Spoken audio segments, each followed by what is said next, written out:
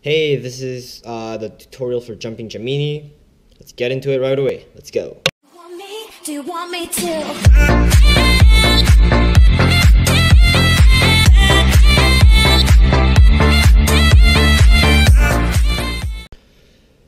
So for this trick, you don't need any gimmicks except you need a duplicate.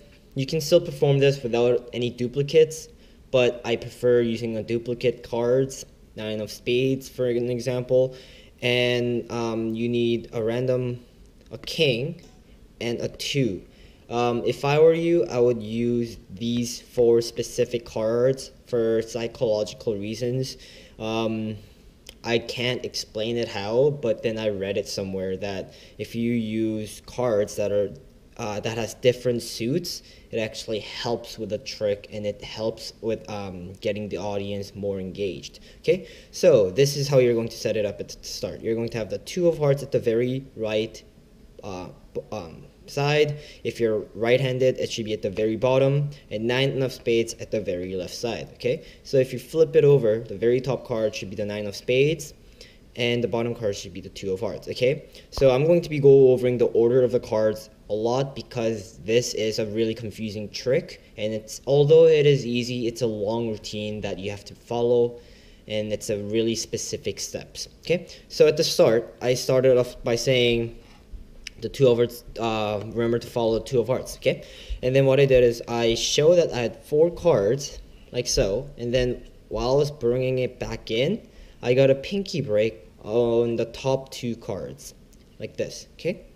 So, and then what I did was I said, if I reverse the order of 4 cards, like this, 1, 2, 3, 4, the 2 of hearts should be at the top. Actually, but what I did is I control it to second from bottom. Okay, so I'll show you how I did it. So this is the situation you're in. You're going to get a pinky break top 2 cards. You're going to grab the bottom packet of 2, bottom packet of 2, and then you're going to bring it over here and go 1, strip and deal 1 card to your right hand and say 2, do it again, 3, deal both cards and say 4. Not many people is going to catch that you just dealt 2 cards as long as you say in the beginning, I'm going to reverse the order by dealing 4 cards to my right hand.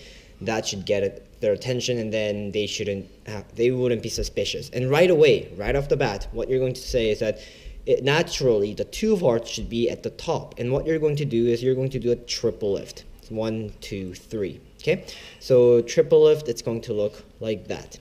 And it's going to seem like the 2 of hearts is at the top. But okay, to do a triple lift, it's very easy, easier than you think. One way of doing it would be just riffling by the side, like 1 card like that. But if you want, you can do a different way. It's more advanced, but I feel like this is actually a lot easier than doing the riffle way. What you can do is you can hold it in this mechanics grip, and you're going to give a lot of pressure on your thumb, and so that you can actually hold the packets by just holding it at the very edge, top left corner. And then you're going to give a lot of pressure with your thumb and this part of your hand, and you're just going to squeeze the cards and then just push them over like that. And what you're going to notice is that you're actually going to be performing triple lift. Okay, you can actually separate cards by just pushing really hard like that, right, with your thumb, by giving a lot of pressure, and you can actually get a triple lift. Okay, and what you want to do is you don't want to have your thumb in the middle like this, because you're actually going to be fanning it out. What you want to do is you're going to give a lot of pressure, and you're going to be at the very edge. The thumb should be at the very edge, but not like vertically edge. It should be slightly covering the edge. And then from here, you're just going to give a lot of pressure and just squeeze it and slide it to the side, and you're going to notice that the 3 cards are actually going to stick together, stay together, so you can perform a triple lift. Okay, from there, you're going to do the same thing, triple lift. Say you're going to take the 2 of hearts to the very bottom, and then you're going to perform a double lift. Now, if you don't want to do the riffle way, which is kind of risky, you can actually say, I still have 4 cards, and then get a pinky break under top 2 cards, and then do a pinky break, do a double lift, and say 2 of hearts is still at the top. Do the same routine that you just did, and say the top card is still the 2 of hearts. Now, if you did it correctly, that's like the phase 1. If you did phase 1 correctly, it should be in 2 of hearts, 9, 9, and a king. Okay, that's the situation you should be in right now. Now, from there, what you're going to do is you're going to show the 2 of hearts, fan it out with your right hand. It's quite easy. Basically, you're just going to be sliding your thumb like this, up. And by holding on to, thumb should be right here, middle finger should be right under, and then that's all you're doing, just fanning it out, sliding your thumb. And then you're going to take the 2 of hearts and show that it's going right there in the middle of the deck. But you want it to have it second from the bottom, okay? Second from bottom, that's the position, or third from the top, whatever you like. And then you're going to square them up, and then do the same routine again, except that you're going to put the cards on the table. So you're going to do the triple lift, show, put the 2 of hearts on the table, triple lift, double lift, show, put the card on the table, single lift, and for the last one, you're going to do something special. You have to be very specific. You're going to not show this card because it's almost impossible to have another card right after this.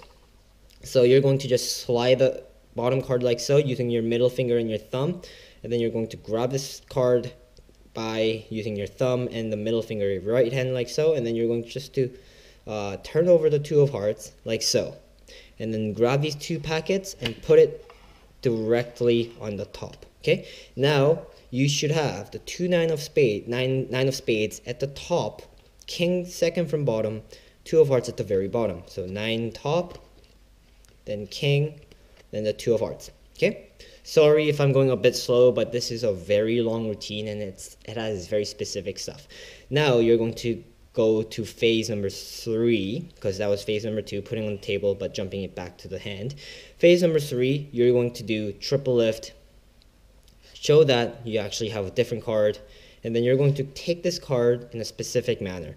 So if you do a triple lift or double lift, you're going to notice that your hands your fingers, middle finger, index, ring finger, and your pinky finger tend to grab onto your palm of your hand. You're going to use that idea, and so you're going to do a triple lift, take the king, and put it like this. Okay, you're just going to grab it with your middle ring and then your pinky like this, and you'll notice that you can still perform a double lift and say, king, I have 2 kings. And then you're going to gather these 2 cards like so, and then you're going to use these 2 packets to turn over the 3rd king, and this is probably the most hard sleight of hand that you have to know in this tutorial. You're going to, while you're flipping it over like this, you're going to be grabbing this packet like so, and then you're going to flip the king again. Here, I'll show you in slow motion. It's going to go like this. Bam. And then grab onto this packet and go bam. Now, if you exaggerate your motions a lot, you'll see that it's more illusional. So I'll show you what it would look like in performance speed. It would look like this. And say I actually have 4 kings. Once you get that down, what you're going to do now... Oh, actually, I might give you another tip on that one. So you're in this position. What you're going to do is you're going to balance it at the very tip of your fingers like this. Not so that you might drop your cards, but just balance it so that the edge of the king of clubs is actually sticking out like this. And then you're just going to do this, and then at the same time you're going to be moving your fingers of your left hand, stretch it out like this. So basically that helps with the card switching spots. Oh, sorry guys. It helps with the card switching spots. And then you just do another one of this, and then you say 4 kings. You say you have 4 kings, and this is part of phase 3. You're going to go 1, strip the very top card off, which is the 9 of spades. 2, strip the second card from the top, which is another 9 of spades. 3, you see what I'm doing, and then 4. And then I just did one of this thing. Oh shoot. Why can't I do it first try? Like, I know I can do it, but like, okay, anyways. So now if you are following me, you should be in this position. King, 2, 9, 9, king at the top, 9 at the very bottom. Okay? Now you go into phase 4. Most fun phase.